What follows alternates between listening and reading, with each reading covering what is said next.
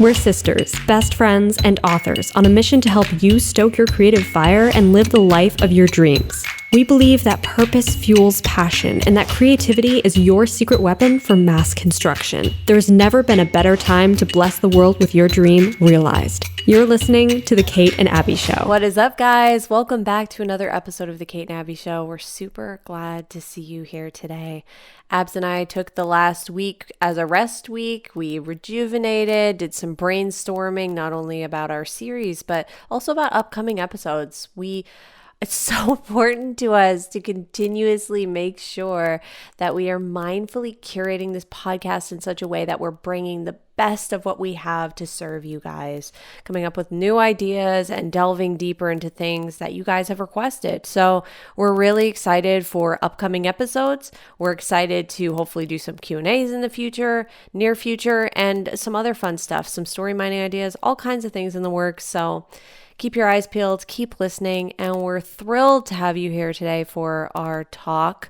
We're going to be chatting about mindfulness. I almost said minimalism, like the M sound was coming and I was like minimalism, but then I realized no, we're not talking about minimalism today, even though it works. It fits into what we're going to talk about too, but we're talking about mindfulness and how curating your own personal, unique, fabulous mindfulness practice can actually help you become a more creative being, daily manifesting love and light and creativity into your day and into your creative project, whatever that may be.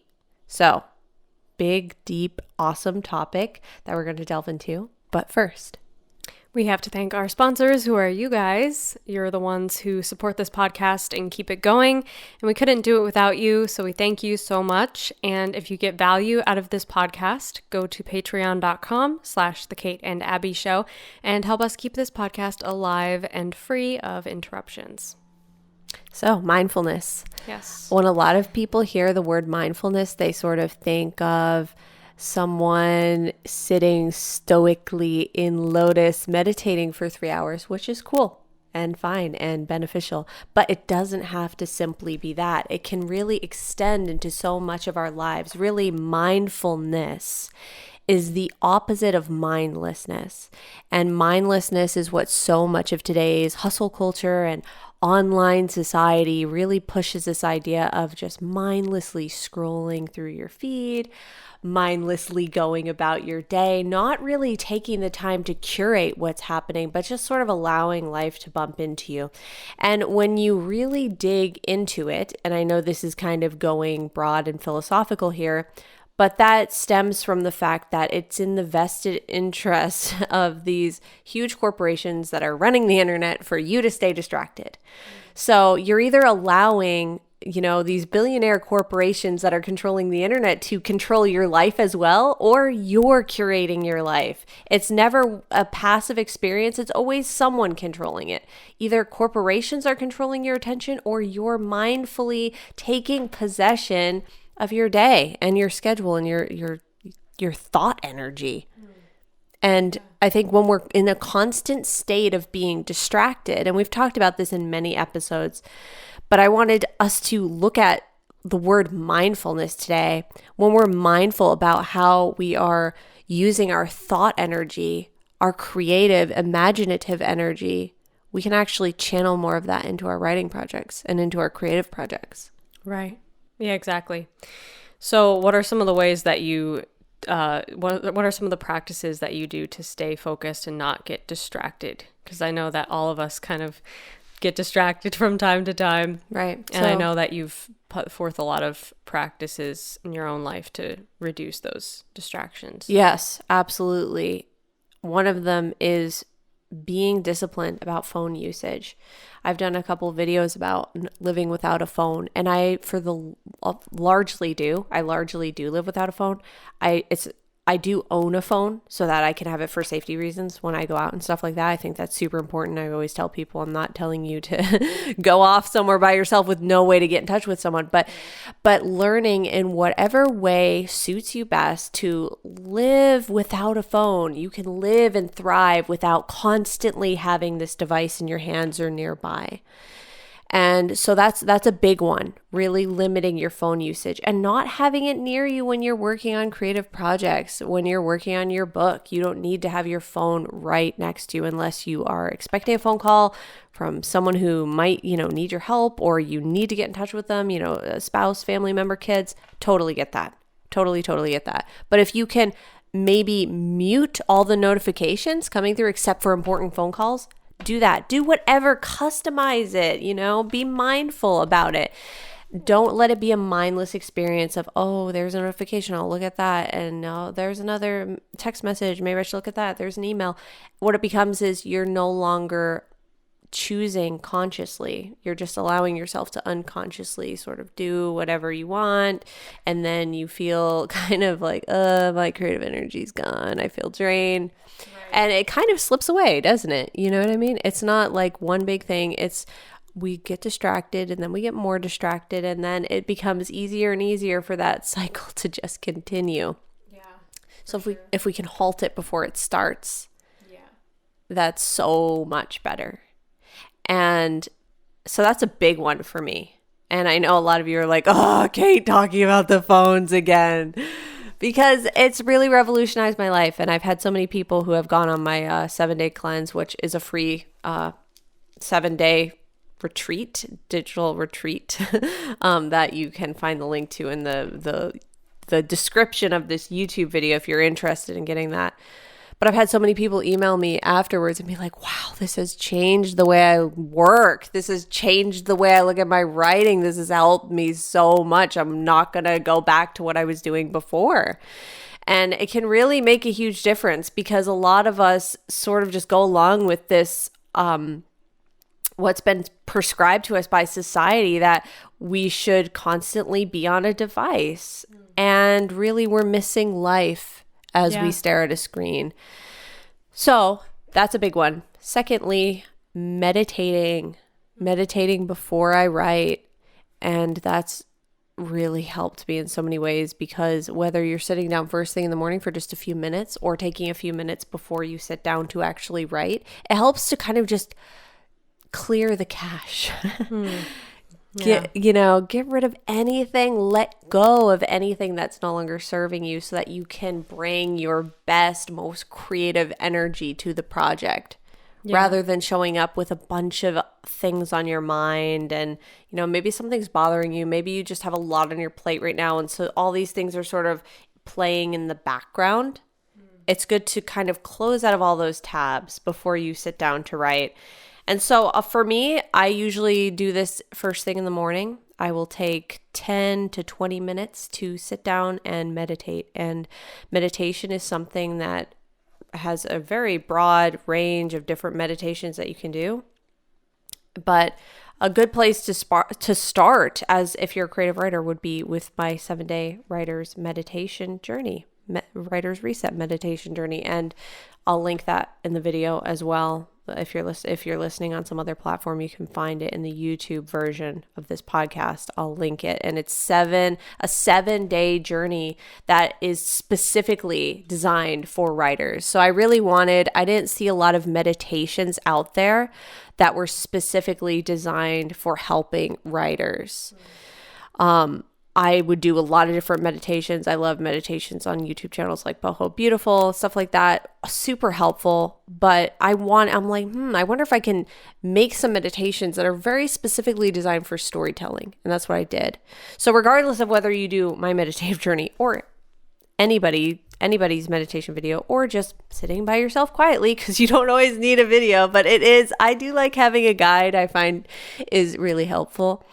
Or some soft music going or something like that. So find what works for you. It can just be a few minutes of sitting in solitude, sitting out in the sun, taking a few conscious breaths and allowing your mind to open and expand, allowing anything that's like clutter, mental clutter, to clear away.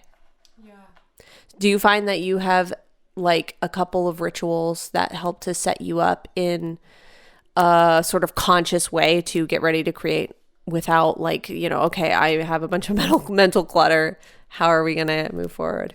I feel like you have better practices than I do. As you're describing meditation, it's different I'm like, for everybody, though. It really is. I really need to do more meditation because, like, I mean, today I was struggling with having a lot of mental clutter and not being able to focus and just feeling like creatively dull. And I know a lot of it has to do with thinking about my schedules, my to-do lists, and other obligations and things like that. And those things do have to be left aside or put aside in order for you to really focus on your creative projects. And that's really like the mindfulness that we're talking about here, is not just letting whatever distractions pull you in the direction that they may go. And as you were describing the first point, I was thinking about how your brain really usually follows the path of least resistance, and how social media apps and websites are designed for that. Yes. Designed with that in mind, to keep you on their websites longer, to keep you using the app for longer. And they use tools of psychology to, lure you deeper in with, related videos, related articles, different things like that, or just to keep scrolling. And all of those things, all of those same principles can be basically reverse engineered and applied to writing, I find. So by that, I mean, how can you make writing or your creative practice, whatever it may be, how can you make that the easiest thing? Like the thing that is the path of least resistance leads to that.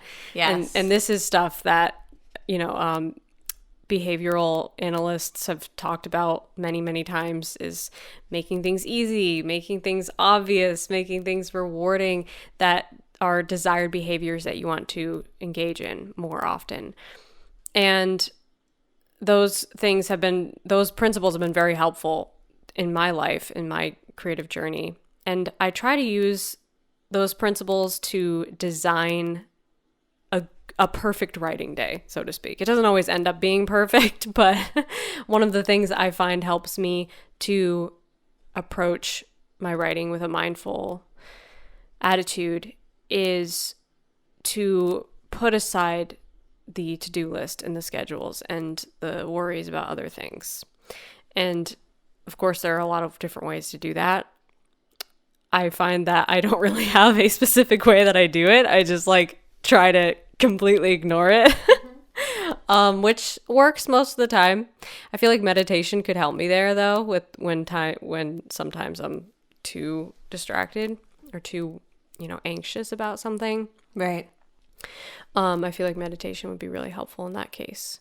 But most of the time, I'm able to just completely ignore it and almost step into a new frame of mind. Yeah. Sort of like how on most computers you can go to a different desktop that's a whole different interface and all your other stuff is suddenly gone. I guess it's for if someone else is using your computer. I don't even know. I don't use this feature much on my computer. Right. But it's kind of just closing out of that stuff. Everything you've got going on there. Yeah, it's still there. It's over there, but you kind of just push it aside. And you're focused on something completely different, because it is a different frame of mind you have to be in to write. Yeah. Yeah, absolutely.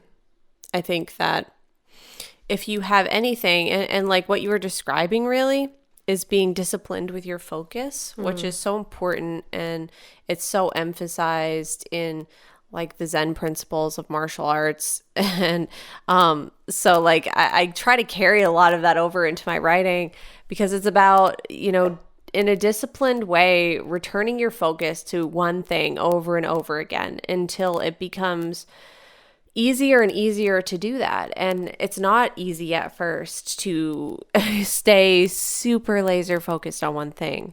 It's easy to get distracted. It's easy to get off course. But the practice is to keep bringing your focus back. And to not be down on yourself for getting distracted. I mean, that happens. It's okay. It's nothing to be ashamed of, and you can just simply bring your focus back.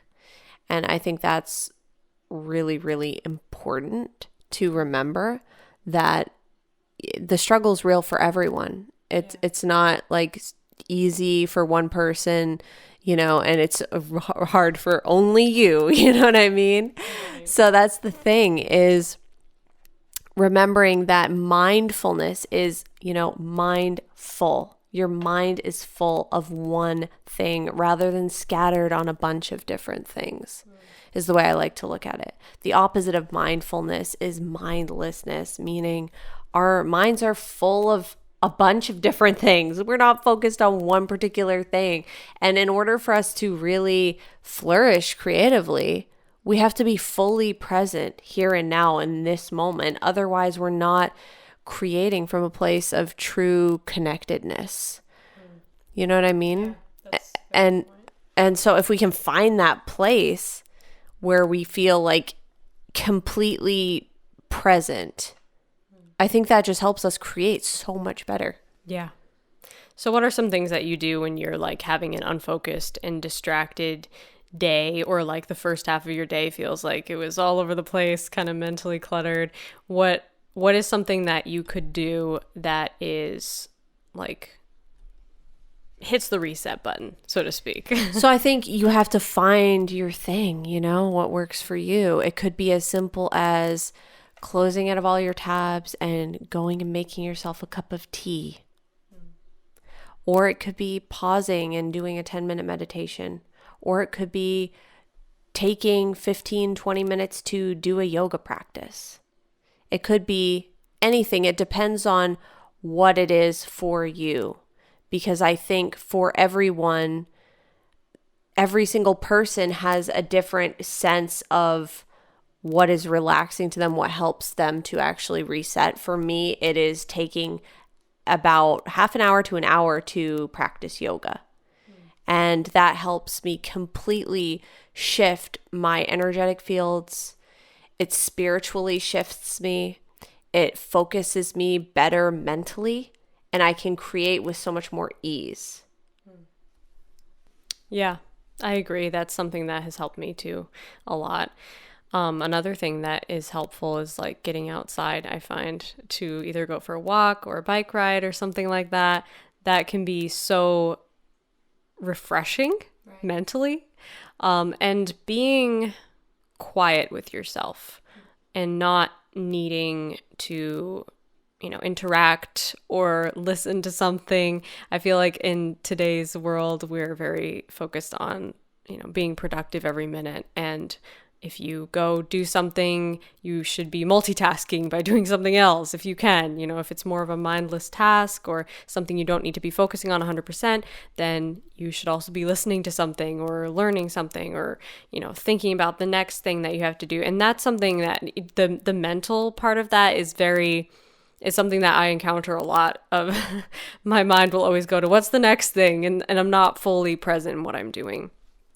But I find that if I can do something where I can just be quiet with myself and be okay with like the mental silence and peace, it's really like a meditative experience, I guess. Yeah. It because meditation like totally should not be limited to sitting lotus, sitting zazen, and meditating or chanting for an hour. It does not have to be that only. It can be such a broad, so many things. It can be so many things to so many people.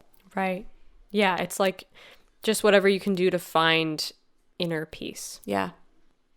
And inner quiet and be okay with it.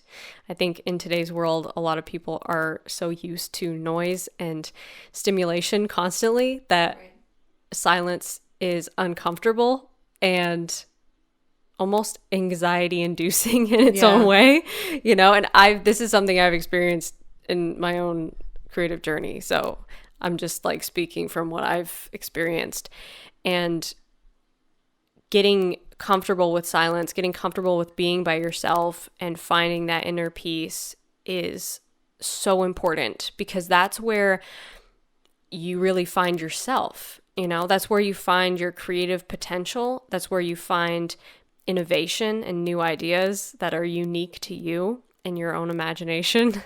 That's where you find free thought. without any influence from outward sources. So I think it's really important for creatives especially, but for everyone, to find that quiet space where you can listen to your soul or your heart or your imagination, whatever you want to call it. So yeah, I actually did a video on my channel recently about the art of doing nothing and how it can actually be so good for the creative soul, because it's really this kind of modern Western hustle culture idea that we have to constantly be doing something, like you were saying, that every spare moment of our day has to be filled up with something, and we constantly have to be going, and thinking and sending texts and emails and posting on social media, and this constant information input and output of content constantly is really permeated. That message is so infiltrated society, modern day society, and it's really the enemy of creativity. Yeah. It really, it is not something that's going to spark creativity at all. It usually never does. It never does anything good for your creative health. And having time doing nothing is actually really good. And not doing nothing as in just like laying on the couch watching TV all day. I mean, doing nothing like what you were describing, in healthy ways, getting quiet with yourself, taking some time to read, to have spiritual reading, or to meditate, or to go for a walk, go to outside into nature, forest bathe. Things like these really help to nourish us. So find space to do nothing in a nourishing way. I think you get used to it too. You get used to having more space, having more peace and quiet in your life. I've found that lately. I've been trying to do that more and just find more space for doing nothing mindfully in my life this year. And that was one of my goals. One of my goals for the new year is to do nothing. To do nothing, yeah. Is to find a place of peace, to find inner peace in a mindful way, Not by just full stop, don't do anything ever, but taking breaks, taking more time off, taking more time for active rest, like you're saying, like you were talking about in that video, which was really great. You guys should check it out if you haven't seen it already. But I think conversely, you also get used to the noise. A lot of people get used to the noise, so used to it that they don't realize how noisy it is, how much they have that's really true, constantly coming at them and bombarding them. Right, because you get desensitized to it. And then you don't even notice. Yeah. And then you might even be thinking, why am I so burnt out creatively? Why do I feel, or just burnt out in life? Why do I feel exhausted? And it's because our brains are not meant to constantly process this unbelievable amount of information just pounding on us all the time. Yeah. We're not meant to deal with that information overload. And I think that's there are studies out there talking about how that contributes to anxiety and depression and so many other mental problems, emotional problems, physical problems. So many of these challenges that we face or things that we suffer from can really be rooted in this overload of information, because we've never experienced this ever at any other point in history. Constantly having this flow of information, or feeling guilty for even answering that, if we answer anything but oh, I'm busy. You don't always have to be busy. Right. It can actually be really healthy to not be busy. And getting stuff done, having a to-do list, all good. But we shouldn't be obsessed and overly focused with filling every single moment of our day. Yeah. We need to have that space to be mindful, to be fully in the present moment, so that we're creating from a place of high energy. 100%. Well said. So I think some of the main takeaways from this episode would be to find what works best for you in ways that you can ground yourself and find inner peace, whether that is meditation or just taking some time before you sit down to write to make a cup of tea or go for a walk or be by yourself, be quiet, listen to your soul, your energy, your imagination, and let that take you to new places. Also, definitely check out Kate's new meditation course because it is awesome and you guys will love it. Like she said, it is especially designed for writers, which is so cool because I have not encountered anything like this before online, which is very exciting. You guys are going to love it. It will be linked below this video. If you're on YouTube, if you're not on YouTube, check out the YouTube version of this podcast, which is on Kate's channel, and that's youtube.com/KAMNs. Otherwise, give us a nice rating on the podcast platforms. We love you guys so much. We love your support. We love seeing your comments and chatting with you. So comment below and join the discussion. We'd love to hear your thoughts on everything we talked about today. Again, thank you so much to our patrons for supporting us and keeping this show alive and free of interruptions. If you get value out of this podcast, go to patreon.com/The Kate and Abbie Show and help us keep it around. We love you guys so much. Thank you for hanging out with us. Thanks for listening, and we will see you next time. Until then, stay stoked and rock on.